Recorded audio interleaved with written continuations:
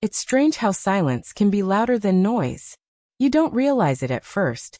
It creeps in quietly, wrapping around your heart until it feels normal. That's how it began in our home. At first, it was just a few missed conversations. Adil stopped sitting with me for tea after work. Sadia began spending more time in their room. And even when she spoke, her words felt measured, careful, like she was walking on thin ice. I remember one evening vividly. It was raining outside, and I made pakoras, just the way Adil liked them, crisp with extra coriander. When I knocked on their door, I said softly, "Beta, I made your favorite. Come have some while they're hot." Sadia opened the door, smiling politely but with a tone that carried distance. "Oh, Amy, thank you. But we've already eaten." Her voice was kind, yet it left no space for me to say more. I stood there for a moment, holding the plate, hearing the rain tapping against the window behind me. Adil didn't even come to the door. For a few seconds, I waited, hoping he'd say something, anything, but silence was the only answer. That night, I sat by the window, eating a pakora by myself. They tasted the same, but they didn't feel the same. After that, small things started to change around the house. The framed photo of me and Adil from his graduation day, which once sat proudly on the living room shelf, quietly disappeared. When I looked for it, I found it placed in the cupboard behind some books. Sadia started rearranging things too. She said it was to make the house look more modern. She moved the prayer mat to a different corner, replaced my embroidered cushion covers with plain ones, and took down the old clock Rashid had gifted me years ago. "Amy, it's just decorating," she said with a smile. But every change felt like a piece of my memories being packed away. One afternoon, I overheard them talking. Their voices were low, but the walls in that house carried sound. Sadia said, "Adil, don't you think it's time we had our own space? It's hard to build our life when your mother is always here." There was a long silence, then Adil sighed. "She's my mother, Sadia. She has nowhere else to go." "I'm not saying she should go now," she replied softly. "But think about the future. Every couple needs space." Her tone wasn't harsh, but it hit me harder than any shout could have.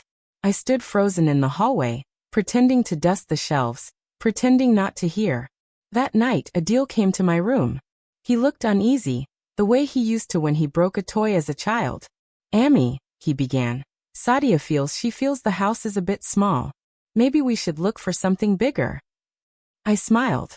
"That's what mothers do when their hearts hurt." "That's a good idea, Beta," I said.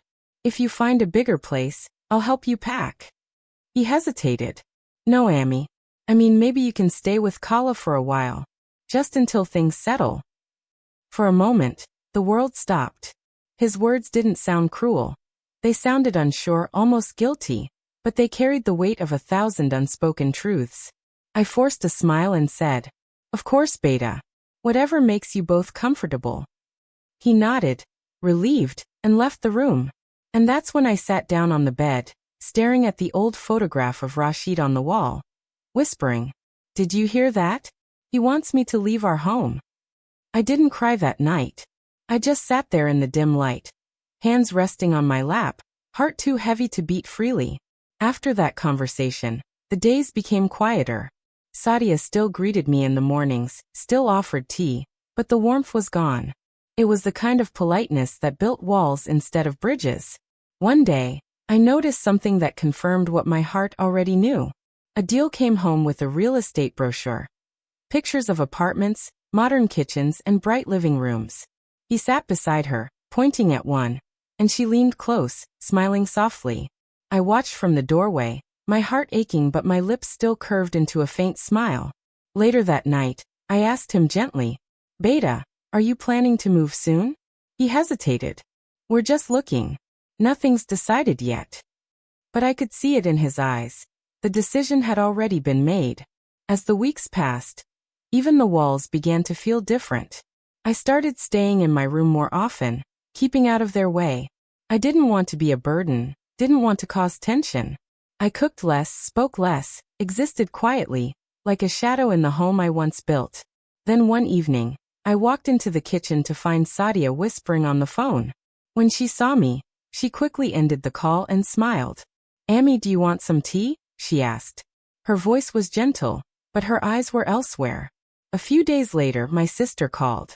She said, "Salma, I heard from a neighbor that Adil is buying a new apartment. Is that true?" I didn't know what to say. I hadn't been told anything directly, so I just replied softly, "Maybe, Kala. Maybe it's time." That night, I prayed longer than usual. I asked God for strength, not to be loved, but to keep loving, even when love isn't returned the same way. Soon after, Adil and Sadia began going out more, meeting agents, looking at houses. They would come home late, tired but cheerful. I tried not to ask questions. When I did, Sadia would say, "We're just exploring options, Ami. Don't worry yourself." But I already knew. The final sign came one afternoon when I overheard Sadia speaking to a friend on the phone. Her voice was low but clear. She said, "Yes, we're moving soon. It's going to be just the two of us. It'll be better that way." That evening, when Adil came home, I made him his favorite curry, the one with chickpeas and tomatoes. I wanted to hold on to one more normal dinner. He smiled, ate quietly and said, "Ami, this tastes just like old times." I nodded. Old times were nice, weren't they? He looked down at his plate. They were. We didn't speak much after that. I could feel time moving, pushing me gently toward something I didn't want to face. And then one morning it happened, the moment everything I feared became real. Sadia came into my room, her hands folded in front of her, her tone respectful yet final. "Ami," she said softly, "maybe it's time you stay with your sister for a while." I looked up at her. Her voice wasn't cruel. It was calm, almost gentle. But that calmness cut deeper than any harsh word could. Behind her, I saw Adil standing silently, his eyes lowered. That silence broke me more than her words. For a long moment, I just sat there looking at them both. Then I nodded slowly and said, "Of course, Beta. I understand.